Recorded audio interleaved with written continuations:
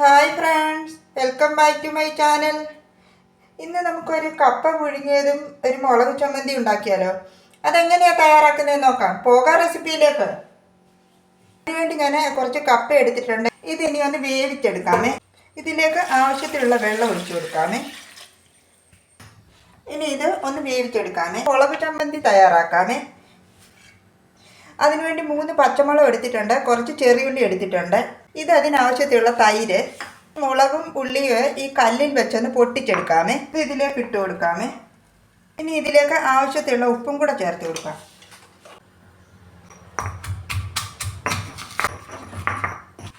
അത് ഞാൻ ഒന്ന് പൊട്ടിച്ചെടുത്തിട്ടുണ്ട്, ഇതിലേക്ക് മാറ്റാവേ. ഇനി ഇതിലേക്ക് എടുത്ത് വെച്ചിരിക്കുന്ന ഈ തൈര് ഇത് ഞാൻ ചേർത്ത് കൊടുക്കുകയാണ്. ഇതെല്ലാം കൂടെ നന്നായിട്ടൊന്ന് മിക്സ് ചെയ്യാമേ.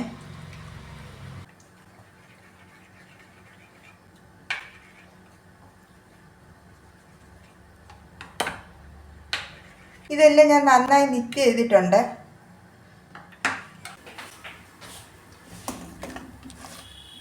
ഇതൊന്ന് തിളച്ച് വന്നിട്ടുണ്ട്. ഇനി വെള്ളം കളയുകയാണ്. കളഞ്ഞിട്ട് വേറെ വെള്ളം ഒഴിക്കുകയാണ്.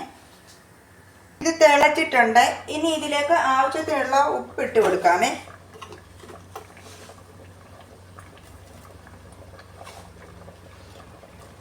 ഇനി ഇതൊന്ന് മിക്സ് ചെയ്ത് കൊടുക്കാമേ, ഈ ഉപ്പ് എല്ലാവരും ഒന്ന് പിടിക്കാനായിട്ട്.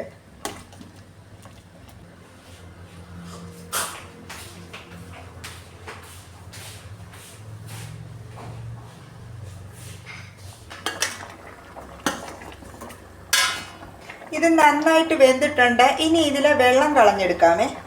ഇതിലെ വെള്ളമെല്ലാം ഞാൻ മാറ്റിയിട്ടുണ്ട്. ഇനി ഇതിൻ്റെ ഫ്ലെയിം ഓഫ് ചെയ്യുവാണേ. ഇനി ഇത് ഇതിലേക്ക് മാറ്റാം.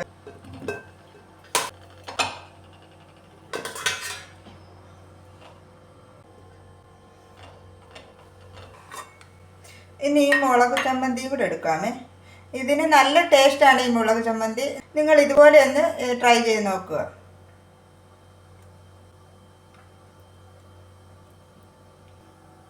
അപ്പം നമ്മുടെ കപ്പയും മുളക് ചമ്മന്തി ഇവിടെ റെഡി ആയിട്ടുണ്ട്. എൻ്റെ വീഡിയോ ഇഷ്ടമായ പ്ലീസ് സബ്സ്ക്രൈബ് മൈ ചാനൽ.